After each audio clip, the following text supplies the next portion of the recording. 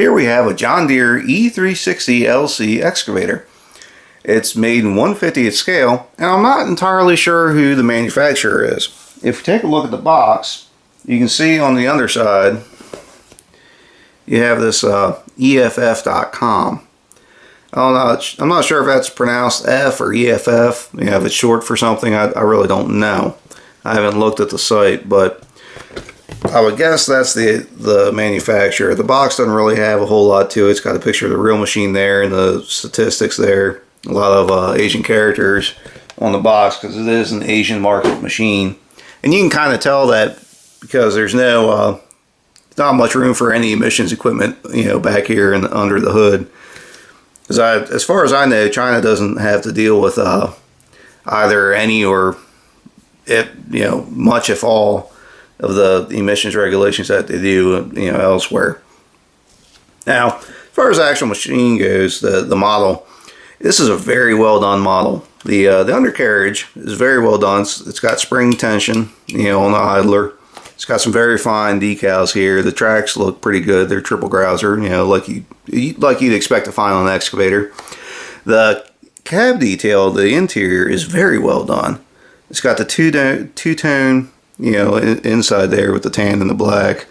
And you got the walking sticks there and the, you know, joysticks and everything. It's very well done. Now, the shape of the cab is kind of interesting because that doesn't look like a Hitachi machine at all. You know, Hitachi, as far as I know, makes most of the excavators for John Deere, and this doesn't really look like a Hitachi to me. I don't know what it would be, but I don't think it's a Hitachi. Now, the paneling here, I believe this is a decal, but it's got this perforated, you know, panel here like it would on the real machine, and it looks really, really good. They did an excellent job on it. The handrails are okay. They're maybe a little bit big, but the mirrors look good. The handrails look good. All the paint and decals are very good. Now the hydraulic details are pretty darn good. The fittings, the hydraulic fittings, they have these little 90-degree fittings. They look really good. It's a nice little touch that I think adds quite a bit of a pretty good look to the machine.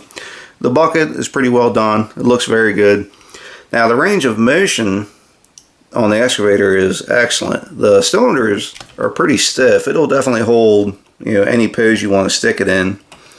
But the stick will curl up. You know, it'll come in pretty far, and the bucket will curl up just like it should, pretty tight. So you can fold it up for transport, and it looks really good. And likewise, it'll extend out very well too. You know, you can get pretty close to a profile, you know, same profile as you could on the real machine, which is nice to see. As far as digging depth, it'll go down pretty far. Certainly, you can dig pretty far down, you know, if you want to put it on diorama. But overall, it's an excellent model. It's definitely on par with the TMC Hitachi models. It's about $100, maybe $115 if you can find it. You have to order it from overseas because they don't, like I said, it's an Asian market machine. They don't really sell it many places in the United States. But I think it's worth the money. It's definitely a pretty good model. It looks great on the shelf, and it's kind of unique too, because it's nice to have a 30 or 35 ton, or I guess it's probably a 36 ton John Deere excavator. And there's, as far as I know, other than that Hitachi 330 I'm sorry, it's a 350 demolition excavator. This is the only John Deere you can get in this size, so it fills in the collection nicely. Anyway, that's about all I have. If you'd like to see more videos, just hit subscribe to Maryland Construction Diecast, and as always, thanks for watching.